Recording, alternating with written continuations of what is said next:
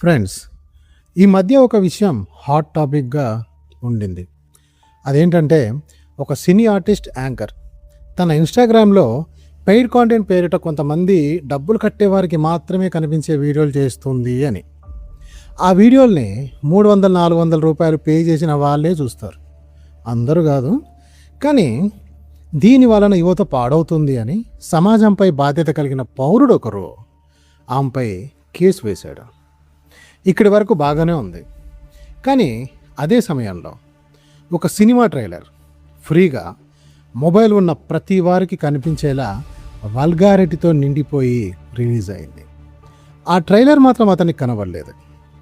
Anchor వీడియోలు చూడాలంటే డబ్బులు కట్టాలి, కానీ ఆ ట్రైలర్ ఎవరైనా ఎప్పుడైనా ఫ్రీ. అయితే యువత మీద నిజంగా ఎఫెక్ట్ చూపించేది ఏది? మరి ఆ బాధ్యత గల పౌరుడు కేసు వేసింది యాంకర్ చేస్తున్న వీడియోలు చూడాలంటే డబ్బులు అడుగుతున్నందుక, లేక నిజంగానే సమాజం మీద ఉన్న బాధ్యతతోనా? ఒకవేళ బాధ్యత అయితే ఆ ట్రైలర్ మీద ఎందుకు కేసు వేయలేదు? ఆ ట్రైలర్ చూపించే సన్నివేశాలు స్కూల్ పిల్లల మధ్య జరిగేవి. వాళ్ళు మాట్లాడే మాటలు, వాళ్ళు చేసే పనులు, అవి నిజ జీవితంలో ఇంకో విద్యార్థి మీద ప్రభావం చూపవా? అలాంటి కాంటెంట్ చూపిస్తూ ఇలా చేయకూడదని చెప్తున్నారా, లేక ఇలా చేసి ఎలా తప్పించుకోవాలి అని నేర్పిస్తున్నారు? ఇప్పుడున్న జనరేషన్లో తల్లిదండ్రులు తమ పిల్లలను ఎలా కాపాడుకోవాలో తెలియక బాధపడుతున్నారు.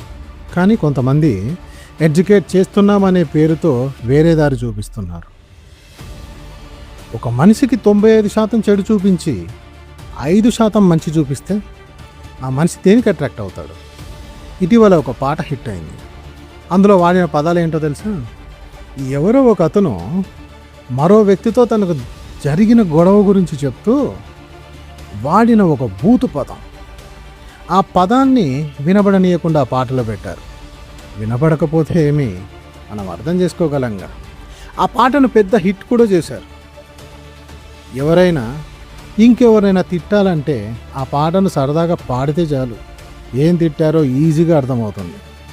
సమాజంలో ఆ పదం తెలియని వారు కూడా ఈజీగా నేర్చేసుకున్నారు.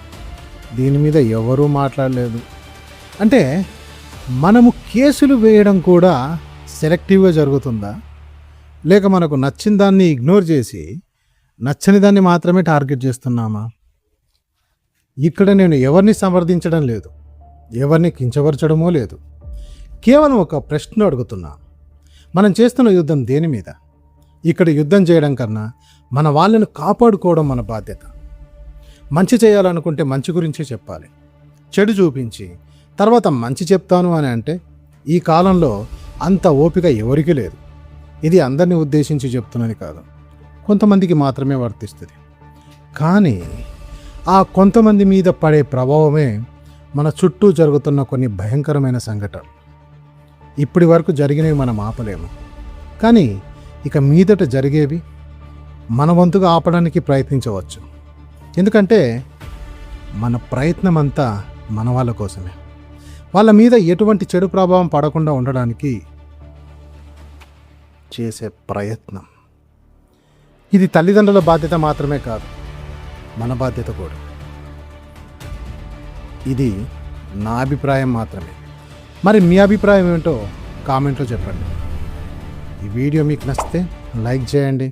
ఇలాంటి మరిన్ని వీడియోల కోసం ద వాయిస్ ఆఫ్ డాన్ ఛానల్ని సబ్స్క్రైబ్ చేసుకోండి. మరొక వీడియోతో మళ్ళీ కలుద్దాం.